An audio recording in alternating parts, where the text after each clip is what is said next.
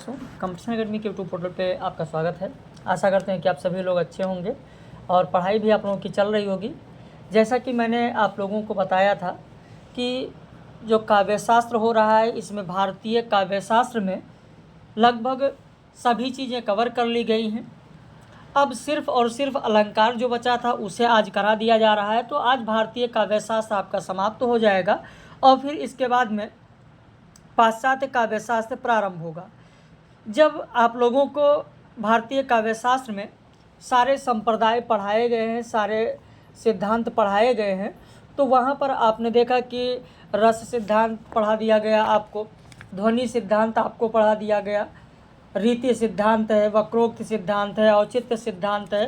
तो ये सारे सिद्धांत पढ़ाए गए, उनके प्रवर्तक की बात की गई। तो ये सिद्धांत हो चुका है। अब सिर्फ और सिर्फ अलंकार की बात करेंगे। अलंकार में अलंकार को परिभाषित किसने क्या क्या किया है। जैसे दंडी ने क्या कहा है, काव्य शोभाकारान धर्मान अलंकार प्रक्षते। भामह ने क्या कहा है, न कांतमप निर्भूषम विभाति वनिता मुखम। तो इस तरीके से वामन ने काव्य शोभाया कर्तारो धर्म गुणा। तो ये सारी चीज़ें आप लोगों को पढ़ा दी गई हैं। या फिर अगर भामा का अनुकरण करते हुए केशव ने कहा कि जदप सुजात सुलक्षणी सुवर्ण सरस सुवृत भूषण बिरन विराजय कविता वनिता मित। तो इस तरीके से किसने क्या कहा है, ये सारी चीज़ें हो गई हैं। अब हम लोग यहाँ पर सिर्फ और सिर्फ अलंकार की बात करेंगे कि अलंकार क्या होता है, इसके कितने प्रकार हैं, आपके पाठ्यक्रम में कौन कौन से अलंकार हैं, तो उसी की चर्चा यहाँ पर करेंगे। अलंकार जो होता है यह दो शब्दों से मिलकर बना होता है, अलम और कार। अलम का अर्थ होता है आभूषण, सजावट। जो अलंकृत करता है या भूषित करता है वही अलंकार है। जिस तरीके से आभूषण के धारण करने से व्यक्ति की शोभा बढ़ जाती है, उसी तरीके से अलंकार काव्य की शोभा बढ़ाने में शोभा बढ़ाता है, वृद्धि करता है। अलंकारों के स्वरूप को विभिन्न भारतीय आचार्यों ने अपने ढंग से प्रस्तुत किया है। जैसे आचार्य दंडी, मैंने दंडी के बारे में आपको पढ़ाया ही है, वामन के बारे में पूरा बताया ही गया है, आनंदवर्धन ने क्या कहा, ये सारी चीज़ें आपको बताया ही गया है। खैर, आनंदवर्धन ने ध्वनि को काव्य की आत्मा माना, लेकिन आनंदवर्धन से पहले 8वीं सदी से पहले प्राचीन भारतीय आचार्यों का ये मानना था कि काव्य की आत्मा अलंकार है। और इस समय के आप देखेंगे कई अलंकार, यानी 8वीं सदी के बाद आप देखेंगे कि कई आचार्य हैं जिन्हें अलंकार संप्रदाय के अंतर्गत माना गया, यानी अलंकारवादी आचार्य कौन है, तो सारी चीज़ें आपको पढ़ाई गई। सामान्यतः अलंकार जो होते हैं वो 3 प्रकार के होते हैं, शब्दालंकार, अर्थालंकार, उभय अलंकार। जिनमें से आपके पाठ्यक्रम में शब्दालंकार और अर्थालंकार है, उभय अलंकार नहीं है। उभय अलंकार आपके पाठ्यक्रम में नहीं है। वैसे भी उभय अलंकार केवल एक है। उभय अलंकार का उदाहरण केवल एक दिया गया है, जिसका नाम है उभय अलंकार में पुनरुक्ति वदा भाव।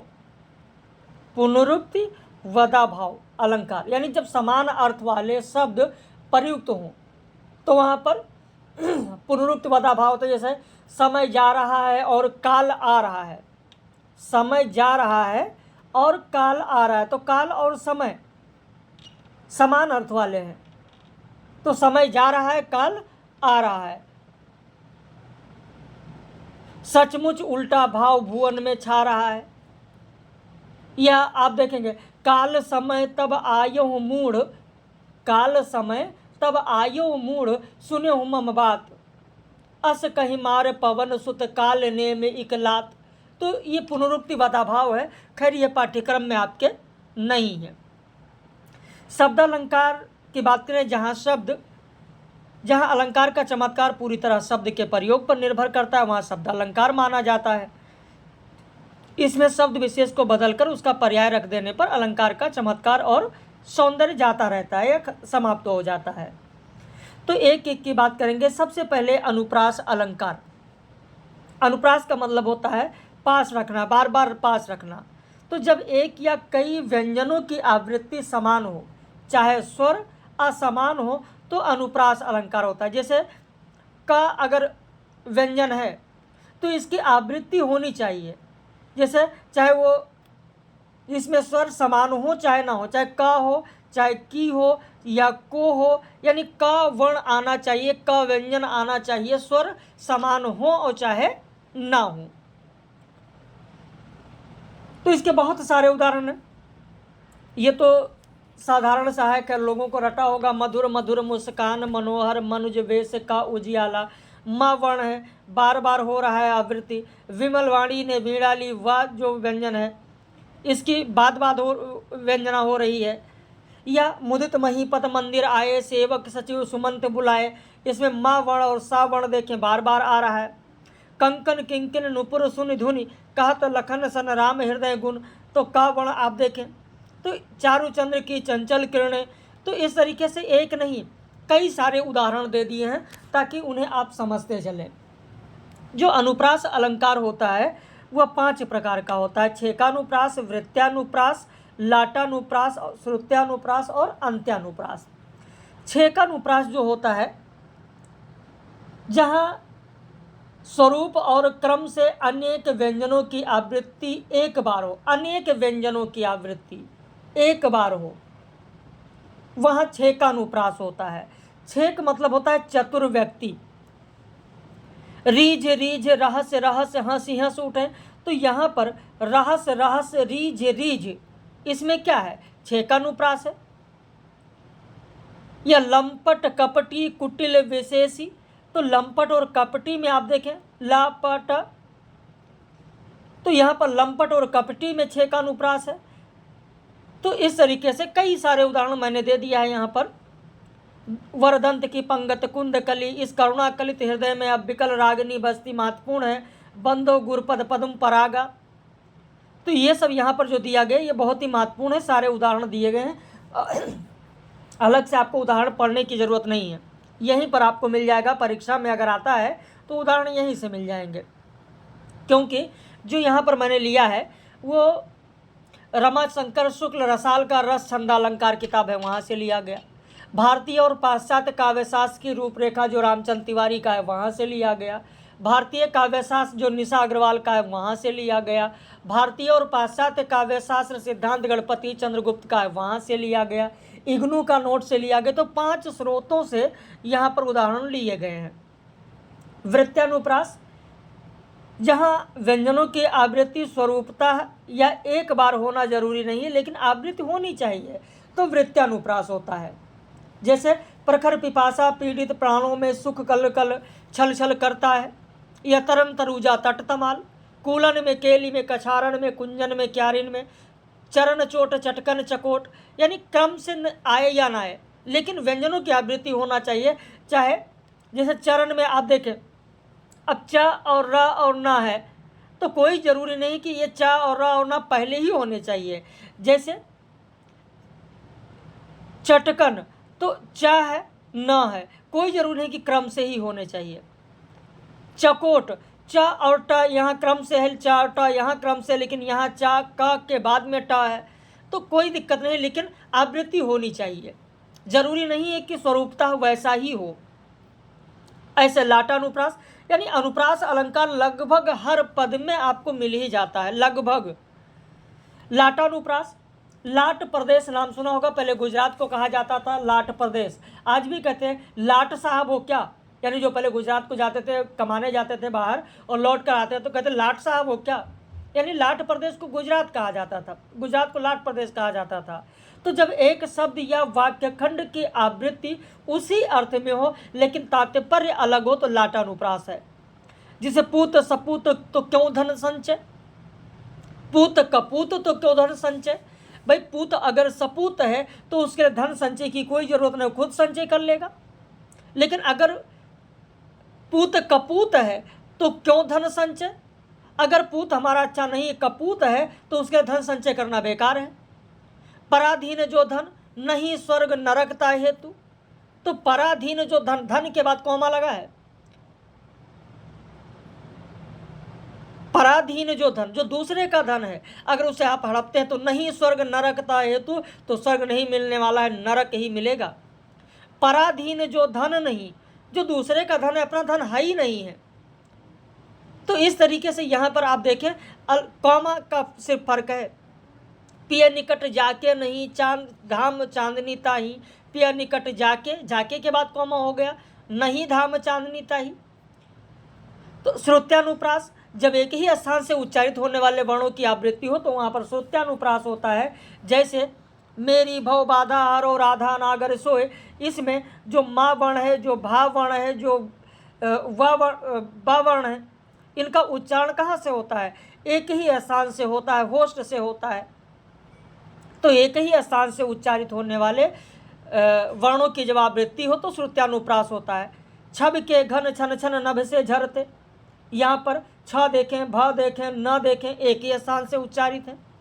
जब चरणार्थ में साम्यता हो तो अंत्यानुप्रास होता है। बिनु सत्संग विवेक न होई, राम कृपा बिनु सुलभ न होई।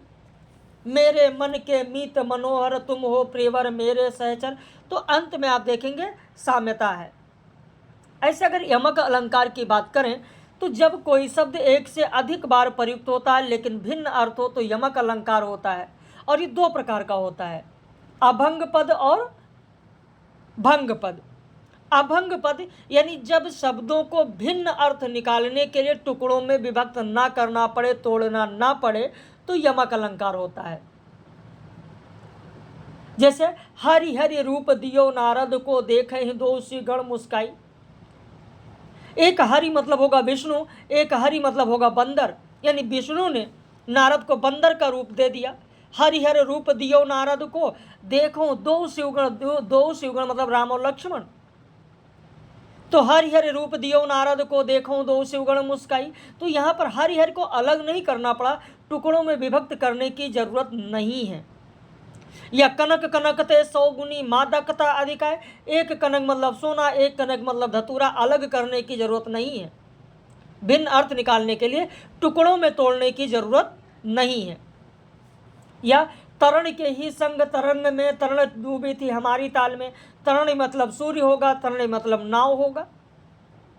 काली घटा का घमंड घटा, काली घटा, घटा मतलब बादल के लिए काली घटा कहा गया, एक घटना मतलब कम होना। तो इस तरीके से यहाँ पर यमक अलंकार में आप देख रहे हैं कि अलग नहीं करना पड़ा। लेकिन भंग पद जब शब्दों को के भिन्न अर्थ के लिए तोड़ना पड़े तो भंग पद होता है। माला फेरत जुग गया, गया ना मन का फेर, गया ना मन का।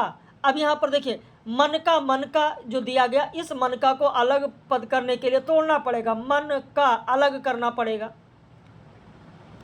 है ना। तो इस तरीके से जब अलग करना पड़े तो वहाँ पर होगा भंग पद। ऐसे श्लेष अलंकार की अगर बात करें तो जहाँ एक शब्द एक ही बार प्रयोग होता है लेकिन अर्थ अनेक होते हैं, वहाँ श्लेष अलंकार होता है। जैसे रहमन पानी राखिए बिन पानी सब सुन।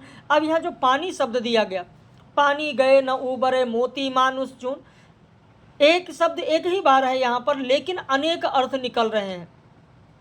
या चरण धरत शंकाकृत चितवत चारी ओर, सुवर्ण को ढूंढत फिरत कवि व्यभिचारी और चोर, या कवि कामी और चोर। यानी जो कवि है, अगर इस पद को कवि के लिए देखा जाए तो अलग अर्थ है, व्यभिचारी के लिए या कामी के लिए देखें तो अलग पद है, चोर के लिए देखें तो अलग है। भाई कवि के लिए है कि कवि जब लिखना शुरू करता है तो लिखने से पहले सोचता है, चरण धरत शंकाकृत चितवत चारी ओर। कवि जब लिखने बैठता है तो सोचता है, अपने चित्त में अपने हृदय में चारों तरफ सोचता है, और सुवर्ण यानी सुंदर वर्ण को खोजता फिरता है कि क्या सुंदर वर्ण मिले, कहाँ से लिखना शुरू करें। व्यभिचारी जो है वह जब व्यभिचारी है किसी नायिका के घर में जाता है तो चरण धरत शंकाकृत, सोचता है कहीं कोई जग तो नहीं है, चितवत चारों ओर, और सुवर्ण यानी नायिका को ढूंढता फिरता है। ऐसे चोर के बारे में है। तो ऐसे महाठगन हम जानी तिरगुन फांस लिए कर डोले बोले मधुर बानी। तो यहाँ पर यह आपका श्लेष अलंकार है। चिर जीवें जोरी जुरे क्यों न स्नेह गंभीर, जो घटिए वृष भानुजा वह हलधर के वीर। तो वृष भानुजा के भी दो अर्थ हैं, हलधर के वीर के भी दो अर्थ हैं। साधु चरित शुभ सरिस कपासु, निरस भी सदगुणमय फल जासु। यह जतप सुजात सुलक्षणी, सुवर्ण सरस सुभृत, भूषण विरुण विराजय कविता बनिता मित। जो घनी भूत पीड़ा थी मस्तक में स्मृति सी छाई। तो यहाँ पर ये बहुत सारे उदाहरण आपको मैंने दिया है। घनीभूत, घनीभूत मतलब इकट्ठी हुई, मेघ का रूप, है ना, इकट्ठी हुई। और दूसरा मेघ का रूप। दुर्दिन मतलब बुरे दिन में, दुर्दिन एक होगा बुरे दिन में, दूसरा अर्थ होगा मेघ के घिरे दिन। तो इस तरीके से यहाँ श्लेष अलंकार है। वक्रोक्ति अलंकार की बात करें तो यह भी श्लेष अलंकार होता है, लेकिन जब वक्ता के कथन का सीधा अर्थ न लेकर टेढ़ा अर्थ लगाया जाता है तो श्लेष वक्रोक्ति होता है। और जब कंठ ध्वनियों में लाए गए उतार चढ़ाव से अलग अर्थ हो तो काको वक्रोक्ति होता है। श्लेष वक्रोक्ति क्या है? जैसे कहा गया खोलो जू किवार, यहाँ पर कृष्ण और गोपियों की अगर बात की जाए, उन्हीं का उदाहरण लिया जाए तो खोलो जू किवार कहते हैं, खोलो जू किवार, जाकर आवाज़ देते हैं, खटखट की आवाज़ देते हैं, नॉक करते हैं तो अंदर से आवाज़ आती है, तुम को हो, तुम कौन हो, ऐती बार इधर इधर क्या करने आए हो? तो कहते हैं हरि नाम है हमारो, तो हरि कहते हैं हरि नाम है हमारा, हम हरि हैं। तो कहते हैं यहाँ क्या करने आए हो? जाओ कहीं कानन पहाड़ में, जंगल पहाड़ में रहो। या को तुम हो, तुम कौन हो? घनश्याम हम घनश्याम है अर्थात कृष्ण है। तो और अंदर वाला क्या समझ रहा है, यानी कृष्ण क्या समझ रहे? घनश्याम मतलब बादल, बादल। तो कहते हैं हम कृष्ण है, लेकिन सुनने वाला कह रहा है कि हम कृष्ण है, तो सुनने वाला कह रहा है घनश्याम मतलब बादल। तो कहते हैं तो यहाँ क्या करने आए हो? अगर बादल तो जाओ कहीं और बरसो। तो कहते नहीं नहीं, गोपाल हूँ, गोपाल मतलब यहाँ पर भी कृष्ण, और गोपाल मतलब होता है ग्वाला। तो सुनने वाला कह रहा है कि अगर गोपाल हो तो जाकर वन में अपने गाय देखो, यहाँ क्या करने आए हो? ऐसे काकु वक्रोक्ति है कि आए हूँ मधुमास के। अब यहाँ पर कहने का जो आशय है, कंठ ध्वनि में लाए गए उतार चढ़ाव से अलग अर्थ हो। आए हूँ मधुमास के प्रियतम आए नहीं, कहते आए हूँ मधुमास के, मधुमास आ गया, सावन का महीना आ गया है, लेकिन प्रियतम आए नहीं, प्रियतम आए ही नहीं है। आए हूँ मधुमास के प्रियतम आए हैं नाही। अब यहाँ पर आप देखें, एक में कहा गया है कि प्रियतम आए नहीं है और एक में आएंगे ही नहीं।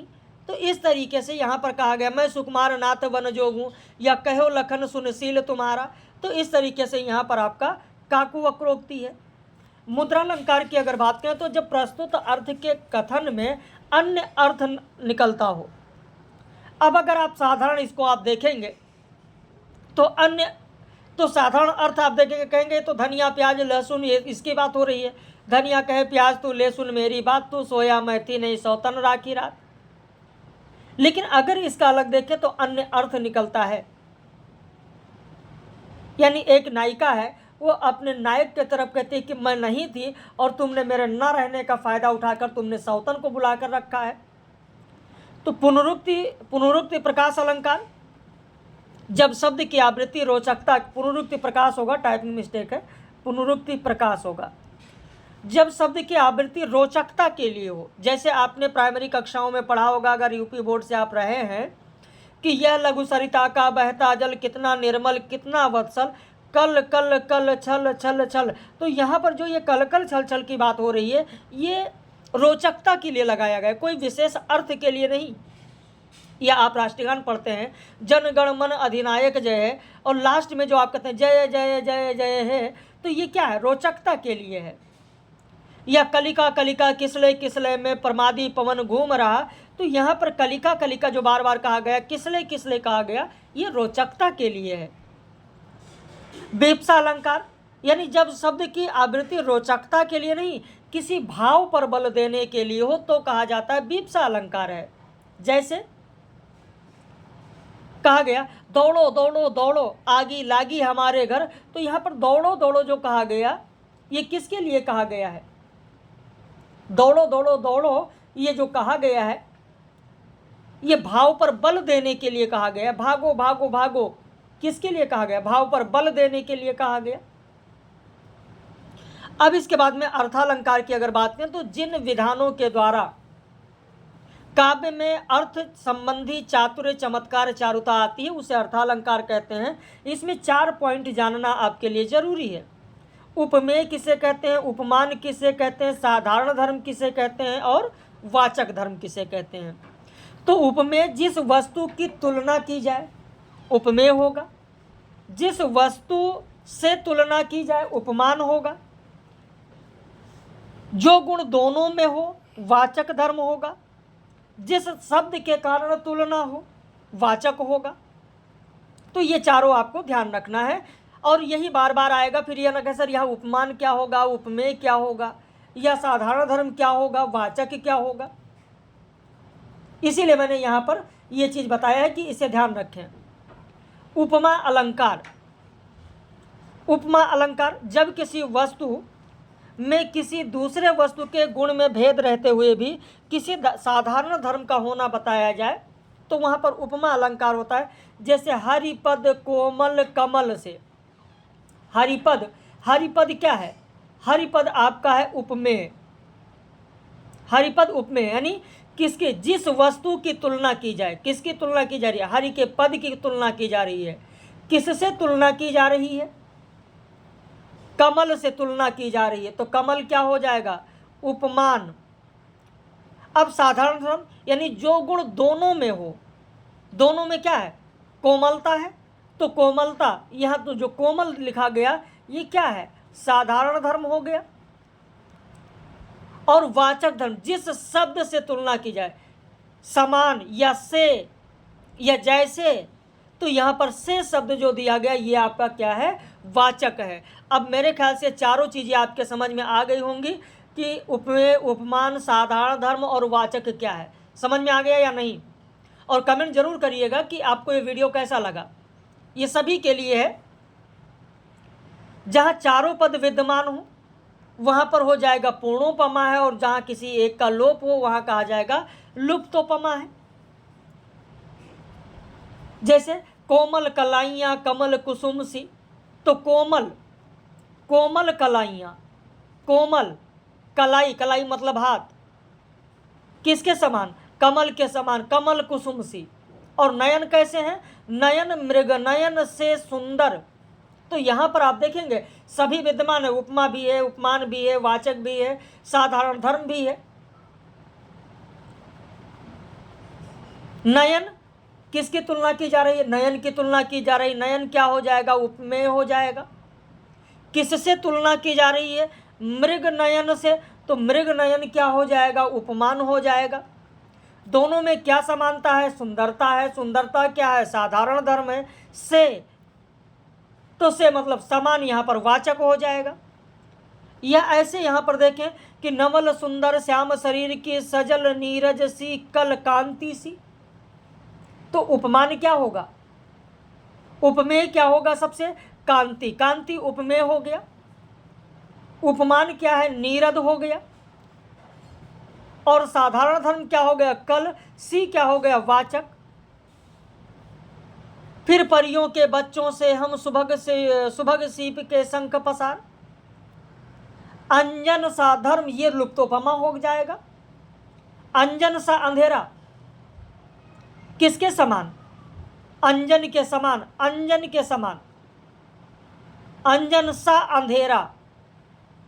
अब यहां पर अंजन है, सा है, अंधेरा है, तो अंजन काला होता है। अंधेरे की तुलना किससे की गई है, अंजन से, काले से की गई है। तो उपमेय और उपमान है, साधारण धर्म नहीं दिखाया गया, सिर्फ वाचक है। लेकिन उपमेय और उपमान से क्लियर हो जाता है, इसी में समाया है उपमेय और उपमान में क्या, साधारण धर्म। कंचन जैसी कामिनी, तो यहाँ पर आप देखें कंचन जैसी कामिनी, यहाँ पर भी आप साधारण धर्म नहीं दिख रहा है, उपमेय और उपमान में है। तो कंचन जैसी कामिनी कमल सुकोमल रूप, वदन बिलो को चंद्रमा वनिता बनी अनूप, ये भी खूब परीक्षाओं में पूछा जाता है। बिजुरी सी पंकज मुखी कनक लता तेह के लेखी। ऐसे उत्प्रेक्षा अलंकार की अगर बात करें तो जब उपमेय में उपमान से भिन्नता होते हुए भी उपमेय की उपमानता के रूप में संभावना की जाए, या आप कह सकते हैं उत्प्रेक्षा में कि जहाँ पर प्रायः आप देखेंगे जनु मनु जानो मानो ऐसे शब्द हो, वहाँ पर क्या हो जाएगा, उत्प्रेक्षा अलंकार हो जाएगा। केशों का सिंह धाड़ उठा, मानो पहाड़ चिंगाड़ उठा। मानो केशों का सिंह अर्थात कृष्ण, या सोहत उड़े पीत पट श्याम सलोने गात, मनो नीलमणि शैल पर आतप पर्यो प्रभात। मनो शब्द वैसे उत्प्रेक्षा 3 प्रकार का होगा, वस्तु प्रेक्षा, हेतु प्रेक्षा और फलोत प्रेक्षा। जहां एक वस्तु में दूसरे वस्तु की संभावना की जाए या कल्पना की जाए तो वस्तु प्रेक्षा होगा। जैसे चमचमात चंचल नयन बिच घूंघट पट झीन, मानो सुर सरिता विमल जल उछलत जुगमीन। मानो शब्द है तो जाहिर सी बात है उत्प्रेक्षा होगा। लेकिन एक वस्तु में दूसरे वस्तु की संभावना की गई या कल्पना की गई। नायिका है, नायिका किस तरीके से नायिका खड़ी हुई है और अपने चेहरे पर घूंघट डाली हुई है। घूंघट एकदम झीना कपड़ा है, पतला कपड़ा हुआ है और झीने कपड़े से उसकी आंख चमक रही है। उसकी आंख जो है वो चमक रही है और उसके आंख का चमकना कहा गया कि जिस तरीके से सरिता में मछलियां जैसे उछल रही हैं ऊपर की ओर, उनकी आंखें चमक रही हैं, ठीक उसी तरीके से दिखाई दे रहा है। कल्पना की गई चमचमात चंचल नयन बिच घूंघट पट झीन और मनोसुर सरिता विमल जल उछलत जुगमीन। आकाश मानो अंजन बरसा रहा है या मानो उमंग अंग अंग छवि झलके, फूले काश समकल यही छाई जनु बरसा ऋतु प्रकट बुढ़ाई। यानी शरद ऋतु जो है, शरद ऋतु में काश के फूल खिले हुए, फूल ऐसे लगते हैं कि जैसे वर्षा समाप्त हो गई, वर्षा का बुढ़ापा प्रकट हो रहा है। तो जैसे यानी जनु मनु जानो मानो ऐसे शब्द आ जाए तो वहां पर आपका उत्प्रेक्षा होगा। लेकिन जहां पर कल्पना या संभावना की जाए वो आपका वस्तु प्रेक्षा होगा। उदाहरण बहुत सारे हैं, पीडीएफ आपको मिल जाएगा, इस पीडीएफ को जरूर पढ़िएगा पूरा। जहां संभावना के मूल में कोई कारण हो, अगर कल्पना की जाए तो कोई कारण होना चाहिए। जैसे घिर रहे थे घुंघराले बाल अंश अवलंबित मुख के पास, नील घन सावक से सुकुमार सुधा भरने को विधु को पास। एक कारण बन गया, कारण दिया गया। क्या कारण? सुधा भरने को विधु के पास, ये कारण दिया गया है। तो जहां पर संभावना के मूल में कोई कारण हो वहां पर हेतु परीक्षा होगा। सोहत जन जुग जलज सनाला और सहस सभीत देत जयमाला। तो जनु मैंने बताया, जनु मनु मानो जानो ऐसे शब्द होंगे, हेतु परीक्षा होगा। और एक एक उदाहरण आपको समझाते चल रहे हैं, उदाहरण कई सारे मैंने दिया है। फलोत प्रेक्षा, जहां किसी क्रिया के मूल में किसी फल की संभावना हो, उत्प्रेक्षा तो होगा लेकिन फल की संभावना हो। नित्य ही नहाता क्षीर सिंधु में कलाधार है और सुंदर नवागत की समता की इच्छा से, सुंदर नवागत समता की इच्छा से, यानी इच्छा का परिणाम है। यहां पर फल की बात हो रही है। कारण तो दिया गया, नित्य ही नहाता क्षीर सिंधु में कलाधार है। तो जहां पर फल की इच्छा हो या फल की इच्छा ने संभावना व्यक्त की जाए तो वहां पर फलोत प्रेक्षा होगा। अब इसके बाद में रूपक अलंकार की अगर बात करें तो जहां उपमेय में उपमान का आरोप किया जाए, इसमें वाचक और साधारण धर्म लुप्त हों तो उपमेय और उपमान में अभेद का भाव प्रकट होता है। अभेद मतलब समानता का कोई अंतर ही ना हो। जैसे जीवन की चंचल सरिता में फेंकी मैंने मन की जाली और फंस गई मनोहर भावों की मछलियां सुगर भोली भाली, या चरण कमल बंदो हरिराई, या बीती विभावरी जागरी अंबर पनघट में डुबो रही तारा ऊषा घट ऊषा नागरी।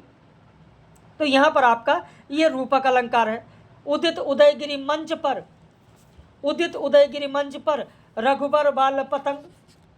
तो यहां पर जो रूपक दिया गया है, रूपक अलंकार कि उदित उदयगिरी मंच पर रघुबर बाल पतंग विकसे संत सरोज सब वर्ष हर से लोचन भृंग।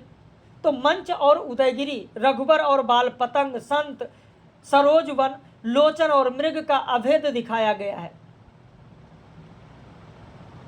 उदित उदयगिरी मंच पर रघुबर बाल पतंग, तो बाल और पतंग, तो यहां पर सूर्य की बात हो रही है, ध्यान रखना। तो बाल और पतंग, मंच, जो मंच ऐसा सजा हुआ जैसे उदयगिरी के पर्वत। तो इस तरीके से यहां पर जो उदयगिरी है और मंच है उसमें दिखाया गया, रघुबर और बाल पतंग में दिखाया गया। रघुबर यानी राम, बाल पतंग मतलब यहाँ पर सूर्य, उगता हुआ सूर्य, बाल पतंग। संत और सरोज वन, लोचन और भृंग, तो इन सब में जो अभेद दिखाया गया है इसलिए यहाँ पर रूपक अलंकार होगा। भ्रांतिमान अलंकार, भ्रांतिमान अलंकार में आप देखें यानी भ्रम, जहाँ उपमेय में कुछ सादृश्यता होने से उपमान समझने का भ्रम हो जाए। जैसे नायिका है, नायिका जो है, नायिका बैठी हुई है। जब आप जानते हैं कि शादी विवाह होता है तो शादी विवाह में पैर में महावर लगाया जाता है, एड़ी में पूरा महावर लगाया जाता है। नाइन आती है गाँव में महावर लगाने के लिए, रंग लगाने के लिए। तो नायिका की एड़ी वैसे ही इतनी लाल है कि लग रहा है पहले से ही रंग लगा हुआ है, महावर लगा है। तो पाए महावर दैन को नाइन बैठी आए, और फिर जान महावर एड़ी मीड़त जाए, उसको भ्रम हो जाता है। नायिका की एड़ी देखकर इतनी लाल है कि मैंने रंग लगाया है या नहीं, हाथ वैसे ही फेर रही है। तो इस तरीके से यहाँ पर आप देखें ये उदाहरण दिया गया है। या बिल विचार नागसुंड में घुसने लगा विषैला सांप, काली ईंख समक्ष विषधर को उठा लिया तब गज ने आप। तो बिल विचार कर, हाथी है, हाथी के सूंड में सांप घुसने लगा बिल समझकर।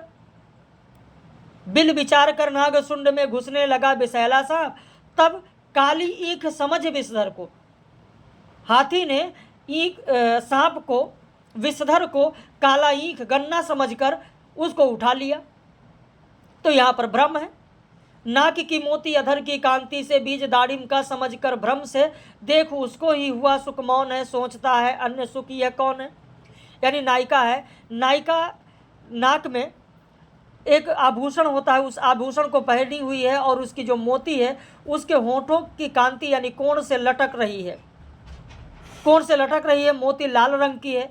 तो नाक की मोती अधर की कांति से लटक रही है। उस मोती को अनार का दाना बीज दाड़िम का समझ भ्रम से कौन, सुख। तोता दूर से देख रहा है पिंजड़े में और देख रहा है कि नायिका के नाक की जो नाक का आभूषण है, उसकी जो लाल रंग की मोती है, उसके होंठ, नायिका के होंठ के कोण यानी बीच में इस तरीके से लटक रही लाल रंग की कि सुख को ये भ्रम हो जाता है। बीज दाड़िम का समझ भ्रम से, देख उसको ही सुख मौन है कि दूसरा एक तोता है और वह तोता अनार के दाने को खा रहा है। तो उसको वो सोचता है कि अन्य सुख यह कहाँ से आ गया। यानी होंठ की जो लालिमा है और नाक की जो लालिमा है, इससे उसको दूसरे सुख, दूसरे तोता होने का भ्रम है। या किंसुक कुसुम जानकर झपटा भौरा सुख की लाल चोंच पर, तोते ने भी चोंच चलाई जामुन का फल उसे समझकर। यहाँ पर दोनों में भ्रम है। कुसुम का जो फल होता है वो लाल रंग का होता है, सुख यानी तोते का जो चोंच होता है वह भी लाल रंग का होता है। किंसुक मतलब भौरा। तो किंसुक कुसुम को जान करके, कुसुम के फल को जान करके भौरा झपटा, कहाँ झपटा, सुख यानी तोते की लाल चोंच पर। और तोते को भ्रम हो गया भौरे को देखकर, काले रंग का है कि वो जामुन का फल है। तो तोते ने भी चोंच चला दी जामुन का फल उसे समझकर। तो दोनों में भ्रम है। तो यहाँ पर क्या हो गया, भ्रांतिमान। अतिशयोक्ति अलंकार, जहाँ उपमेय के संबंध में अतिशय उक्ति हो वहाँ अतिशयोक्ति अलंकार होता है। अनियारे दीर्घ दृगन, कितना तरुण समान वह चितवन और कछु जिह बस हो तो सुजान। या हनुमान की पूंछ में लग ना पाई आग, सारी लंका जल गई गए निशाचर भाग। या ऊंचे घोर मंदिर के अंदर रहनवारी, ऊंचे घोर मंदिर के अंदर रहती हैं, विजन डुलाती तेवें विजन डुलाती, तीन बेर खाती थी तेवें तीन बेर खाती हैं। तो यहाँ पर अतिशयोक्ति अलंकार होगा, बढ़ा चढ़ा कर कहना जानते ही हैं। करी बिरह ऐसी तो गैल न छाड़ तू नीच, दीने हूँ चश्मा चखनु चाहे लहे नमीच। यानी जो नायिका है, थोड़ा बताते चलें, एक आध उदाहरण समझाते चले, नहीं तो फिर ये होता है कि ये समझ में ही नहीं आया कहाँ बढ़ा चढ़ा कर कहा गया। भाई जो नायिका है, नायिका ने विरह की ऐसी दशा कर दी, प्रेम की विरह में इस तरीके से वो डूबी है कि विरह करी बिरह ऐसी तऊ गैल न छाड़त नीच। विरह ऐसी इतनी नीच हो गई है कि नायिका को बिल्कुल भी नहीं छोड़ रही है। और नायिका सूख कर एकदम कांटा हो गई है, यह स्थिति नायिका की है। कहा जाता है कि एक बार अगर मौत भी आ जाए और वो चश्मा लगाकर ढूंढे तो भी नायिका को नहीं ढूंढ पाएगी, इतना विरह में सूख कर कांटा हो गई है। दीने हूँ चश्मा चखन चाहे लाहे न मीचू। तो कितनी बढ़ा चढ़ा कर कही गई बात कि क्या कोई नायिका विरह में इतना सूख कर कांटा हो जाएगी कि उसको अगर मौत भी आए और चश्मा लगाकर ढूंढे तो ना ढूंढ पाए। तो बढ़ा चढ़ा कर ही कहा गया। संदेह अलंकार, जहाँ उपमेय और उपमान में समता देखकर यह निश्चय न हो पाए कि कौन उपमेय है और कौन उपमान है, संदेह बना रहे। देखिए, भ्रम और संदेह दोनों में अंतर है। भ्रम जो होता है वो टूट जाता है, कुछ समय टूट जाता है, क्षणिक होता है भ्रम। लेकिन संदेह जो होता है वो क्षणिक नहीं होता है। सारी बीच नारी है कि नारी बीच सारी है, सारी ही कि नारी है कि नारी ही की सारी है। यहाँ पर जो संदेह है वो बना रहेगा, क्षणिक नहीं है। भ्रम नहीं है कि खत्म हो जाएगा, भ्रम ही नहीं है। अब यहाँ पर यह संदेह है, संदेह में ये क्लियर ही नहीं हो पा रहा है कि ये है क्या, और ये संदेह बना रह जा रहा है। यह बदन सुधा निधि जान के तो संग फिरो चकोर, बदन किधो यह सीत कर किंधो कमल भय मोर। या को तुम तीन देव मह को नर नारायण की तुम दो। यहाँ पर राम की बात हो रही कि को तुम तीन देव मह, तुम्हारे अंदर यानी जो राम है, राम के अंदर तीन देवों की जो बात की जा रही है, ये संदेह है, समझ ही नहीं आ रहा है। या दो ही हैं, नर नारायण दो ही हैं, तो तीन है या दो, ये समझ में ही नहीं आ रहा है, ये संदेह हो रहा है, और ये संदेह हमेशा बना रहता है। विभावना अलंकार, जहाँ कारण के अभाव में विशेष भावना या कल्पना के आधार पर कार्य की उत्पत्ति या कथन की जाए, वहाँ पर विभावना अलंकार होता है। और विभावना अलंकार जो होता है वो 6 प्रकार का होता है। विभावना जो 6 प्रकार का होगा वो कौन कौन सा होगा विभावना? यहाँ पर आप देखें कि जहाँ कारण के बिना कार्य की उत्पत्ति हो, विभावना होगा। जहाँ अपूर्ण कारण से पूर्ण कार्य हो, विभावना है। ये विभावना के ही 6 भाग हैं। कल की लाइव कक्षा में मैंने पूछा था आप लोगों से, जहाँ प्रतिबंधक के होते हुए भी कार्य पूर्ण हो जाए, जहाँ अकारण की से कार्य की उत्पत्ति हो, या जहाँ विरुद्ध कार्य से कारण से कार्य हो, या जहाँ कार्य से कारण की उत्पत्ति बताई जाए। इसके मैंने उदाहरण 6 के दे दिए हैं कि बिन पग चले सुने बिनु काना, कर बिनु कर्म करे विधनाना, आनन रहित सकल रस भोगी, बिन वाणी वक्ता बड़ जोगी। यहाँ कारण के बिना कार्य की उत्पत्ति हो रही है। बिन पग चले सुने बिनु काना, पैर नहीं है फिर भी चल रहे हैं, कान नहीं है फिर भी सुन रहे हैं, हाथ नहीं फिर भी काम कर रहे हैं, कर्म करें विधनाना, विभिन्न प्रकार के कार्य कर रहे हैं। तो आनन रहित, ये सब अंग नहीं है लेकिन आनंद रहित सकल रस भोगी, बिन वाणी वक्ता बड़ जोगी, वाणी नहीं है लेकिन बहुत बड़े वक्ता फिर भी हैं। तो यहाँ पर कारण के बिना कार्य की उत्पत्ति हो रही है। ऐसे ही अगर अपूर्ण कारण से कार्य पूर्ण हो तो उसके लिए यहाँ उदाहरण मैंने दिया कि विकट कटक संगर जुर्यो, चहु ओर सो धाय, और सुनत सिवा को आई बो रिपु सब चले पर आए। या जहाँ प्रतिबंधक के होते हुए भी कार्य पूरा हो जाए, जदप बसे हरि जाए उत आनन पावस नाहि, मिले मोहिनी तदप सख प्रतिदिन सपने उमाए। तो इस तरीके से यहाँ पर सबका उदाहरण मैंने दे दिया है 6 का, इसे केवल पढ़ लीजिएगा उदाहरण जितने दिए गए। विशेषोक्ति अलंकार, यह विभावना अलंकार का उल्टा होता है। ध्यान रखना कि विभावना अलंकार का उल्टा कौन सा अलंकार होता है। इसमें कारण के रहते हुए भी कार्य नहीं होता है। जैसे जो उलट बासियां हैं, अक्सर जो कबीर की जो उलट बासियां हैं वहां पर आप देखेंगे विशेषोक्ति अलंकार है। नित भरे नीर भरे नित प्रति रहे तौ न प्यास बुझाई। तो यहां पर क्या है, विशेषोक्ति है, कारण के रहते हुए भी कार्य नहीं हो रहा है। पानी बिच मीन प्यासी, पानी के बीच मछली है फिर भी प्यासी है। तो यहाँ कारण है, कारण के रहते हुए भी कार्य नहीं हो रहा है। पानी बिच मीन प्यासी, मोहि सुन सिन आवे हासी। अन्योक्ति अलंकार, यानी जहाँ अप्रस्तुत के द्वारा प्रस्तुत का व्यंग्यात्मक कथन किया जाए। नहीं पराग नहीं मधुर मध व्यंग है। नहीं विकास यही काल, अली कली ही स्यो बंधो आगे कौन हवाल। तो यहाँ पर मैंने ये 3 उदाहरण दिया है, देख लीजिएगा। विरोधाभास, जहाँ वास्तविक विरोध न होकर विरोध का आभास हो, विरोध का केवल आभास हो।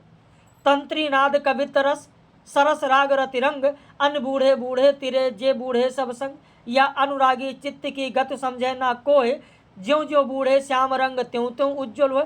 कि विरोध नहीं है, विरोध का केवल आभास हो रहा है कि अगर श्याम रंग में हम बूढ़ते हैं, श्याम रंग में हम जाते हैं, तो श्याम रंग से श्याम होना चाहिए, लेकिन उज्ज्वल क्यों हो रहे हैं। तो यहाँ पर विरोध का आभास हो रहा है, लेकिन अगर अर्थ देखेंगे तो विरोध नहीं है, वास्तविक विरोध नहीं है। क्योंकि श्याम रंग की, श्याम की भक्ति में अगर जाएंगे तो क्या होगा, मन उज्ज्वल होगा। विरोध नहीं है वास्तविक रूप से, लेकिन अगर शाब्दिक रूप से यहाँ पर ऐसे देखें तो विरोध का आभास हो रहा है। असंगति अलंकार, जब कारण और कार्य अलग अलग स्थानों पर घटित होते हैं तो वहाँ पर होता है असंगति अलंकार। संगति नहीं है बल्कि असंगति है। आए थे हरि को भजन, आए थे हरि को भजन, लेकिन क्या हुआ, ओटन लगे कपास। या दृग उर्जत टूटत कुटुंब, जुरत चतुर चित प्रीत, और परत गाठ दुर्जन ही है, दई नहीं है रीत। भाई दुनिया की ये नई रीति है कि जब 2 नयन उलझते हैं या 2 नयन मिलते हैं, ठीक है, तो टूटत कुटुंब, जो कुटुंब होता है वो परिवार होता है, टूट जाता है। और जुरत चतुर चित प्रीत, और अगर जुड़ते भी हैं, ये चतुर प्रीति में जब जुड़ते भी हैं तो क्या होता है, जो नायक और नायिका है उनके हृदय में गांठ नहीं पड़ती है, बल्कि दुर्जन दूसरे लोग देखकर जलते हैं, उनके हृदय में गांठ पड़ती है। ये दुनिया की रीत है। मतलब मैंने साधारण भाव में यहाँ पर ऐसे समझाने की कोशिश की, बहुत ज़्यादा नहीं। हृदय घाव मेरे पीर रघुबीर, हृदय घाव मेरे और पीर किसके हो रहा है, रघुवीर। यानी कारण और कार्य दोनों अलग अलग स्थानों पर हो रहा है। गंध मैंने पिया मधोस कोई और हुआ, आंख मेरी झपकी खामोश कोई और हुआ, वह हरि पाक मोहब्बत असर तुम्हारा है, चोट मुझको लगी बेहोश कोई और हुआ। यानी कार्य अलग कारण अलग। प्रतीप अलंकार, यह उपमा अलंकार का उल्टा होता है, यह भी बहुत ही महत्वपूर्ण है, ध्यान रखिएगा। इस अलंकार में उपमान को लज्जित या पराजित और हे दिखाकर उपमेय की श्रेष्ठता बताई जाती है, इसलिए इसे विपरीतोपमा भी कहते हैं। यानी किस अलंकार को विपरीतोपमा कहते हैं, प्रतीप अलंकार को। यह विपरीतोपमा किसका उल्टा है, उपमा का। तेरो मुख सो चंद्र है, शोभा बड़ी अनूप। तेरो मुख, चंद्रमा के मुख के समान तुम्हारा मुख नहीं है, तुम्हारे मुख के समान चंद्रमा है, उल्टा। सिय मुख समता किम करे चंद वापुरो रंग, उतरे नहाने जमुन जल सो शरीर समश्याम, तरण तरुजा तीर सोहत श्याम शरीर सब, या तन मन की सब पीर दर्शन परसन तय दूरे। तो बहुत सारे यहाँ पर उदाहरण दिए गए। व्यतिरेक अलंकार, जहाँ कारण बताते हुए उपमेय की श्रेष्ठता उपमान से बताई जाए, वहाँ कारण नहीं बताया गया, लेकिन व्यतिरेक में यहाँ पर कारण बताया जा रहा है कि राधा मुख को चंद्र सा कहते मतिरंक, निष्कलंक है यह सदा उसमें प्रकट कलंक। राधा का मुख चंद्रमा के समान है, लेकिन चंद्रमा में कलंक है, राधा के मुंह में कोई कलंक नहीं, यानी कोई दाग नहीं है, काले रंग का कोई दाग नहीं है। तो यहाँ पर कारण बताया गया है। संत हृदय नवनीत समाना, कहा कबिन पै कहन न जाना, श्यामुख शरद कमल जिम कहीं जिम किम कहीं जाए, और निस्मलिन वह निस्दिन यह विष गाय। तो कई उदाहरण यहाँ पर मैंने दिया है ताकि आपको याद रहे। तद्गुण अलंकार, जब कोई वस्तु अपना गुण त्याग कर उत्कृष्ट गुण वाली निकटवर्ती किसी दूसरे गुण का गुण ग्रहण कर ले तो वहाँ पर तद्गुण होता है। वेसर मोती अधर मिल पदम पराग छवि होई। वेसर, वेसर जो होता है, वेसर की मोती अगर होठों पर लटक रही है, आभूषण में लग गई है, तो पदम पराग छवि देई, तो इसका ये दूसरे का गुण ग्रहण कर लेती है। या अधर धरत हरि के परत, जो तद्गुण अलंकार है, अधर यहाँ पर जो दिया गया बेसर मोती, ध्यान रखना, बेसर के मोती ने अपना गुण यानी श्वेत आभा त्याग करके हदरों के गुण यानी लालिमा पर, जो होंठ के गुण है, लालिमा को ग्रहण कर लिया। तो यही इसीलिए कहा गया तद्गुण है, इसीलिए कहा गया तद्गुण है। ये चीज़ ध्यान रखिएगा, क्योंकि इस तरीके के प्रश्न कभी कभी पूछ लिए जाते हैं। तो तभी मैंने बताया है कि जो यहाँ पर दिया गया है, इसीलिए एक नहीं कई उदाहरण मैंने दिया है ताकि आपको याद रहे।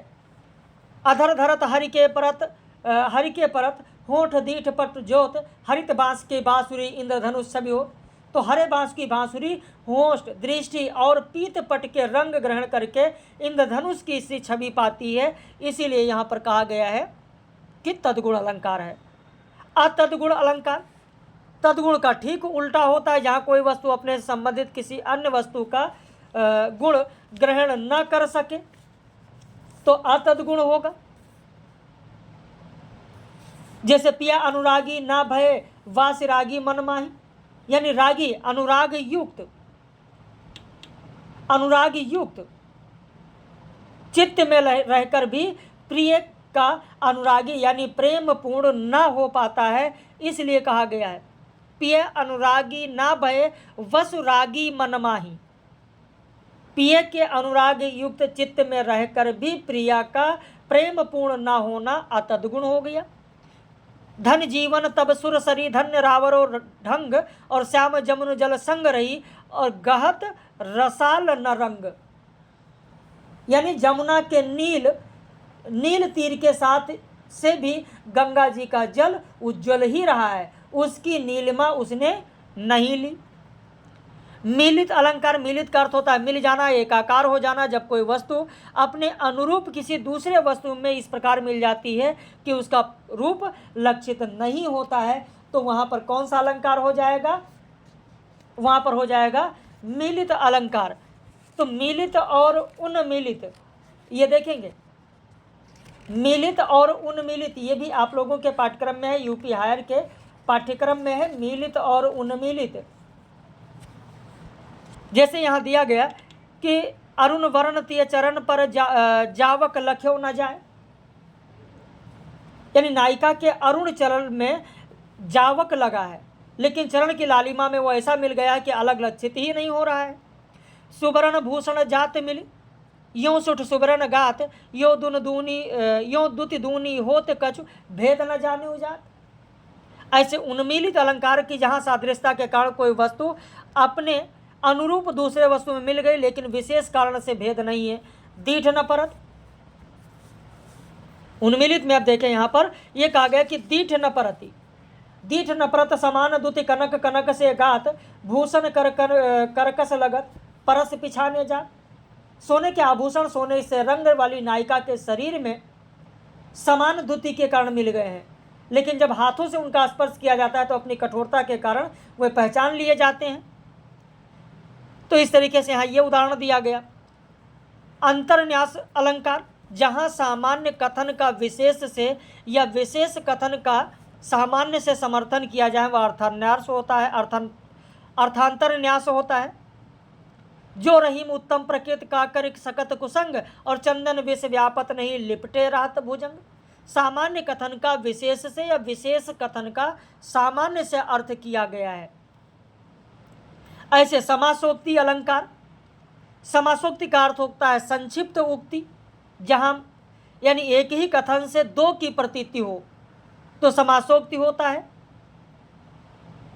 लंपलता सुकुमार तू धन तो भाग्य विशाल, तेरे डिग सोहत सुगद सुंदर श्याम तमाल। या लता नवल तनु अंग जाति, जरी जीवन बिना कहाँ सीख्यो यह ढंग, तरुण तनिक निर्दय निरख।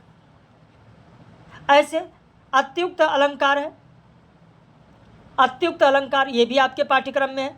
सुंदरता, उदारता, वीरता, ये सब जो गुण हैं, ये इन गुणों को किसी योग्य व्यक्ति की योग्यता को बढ़ा चढ़ा कर कहा गया। अतिशयोक्त नहीं है, अतिशयोक्त में किसी भी चीज़ को बढ़ा चढ़ा कर कह दिया जाए, लेकिन यहाँ पर सुंदरता, उदारता और वीरता तीन ही गुण की बात हो रही है। तो जित जित जात वृषभानु की दुलारी, भव तित तित ताए तित तित जाति दब दीपत दीवारी की। तो यहाँ पर केवल सुंदरता, उदारता और वीरता की बात की गई है। अपनहुति अलंकार ये 6 प्रकार का होता है। ये 6 प्रकार कौन कौन से, इन्हें आप देख लीजिएगा।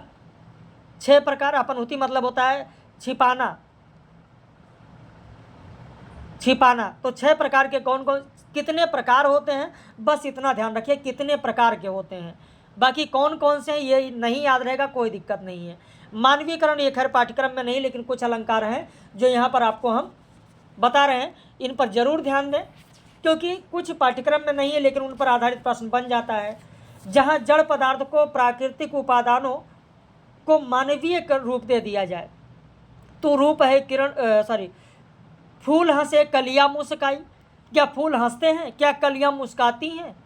भाई जड़ पदार्थ है, जड़ पदार्थ को प्राकृतिक उपादानों को एक मानवीय रूप दे दिया गया तो मानवीकरण हो गया। आसमान से उतर रही है संध्या सुंदरी परी सी, क्या संध्या सुंदरी परी के समान उतरती है? प्राकृतिक उपादान है, इन्हें मानवीय रूप दिया गया तो मानवीकरण हो गया।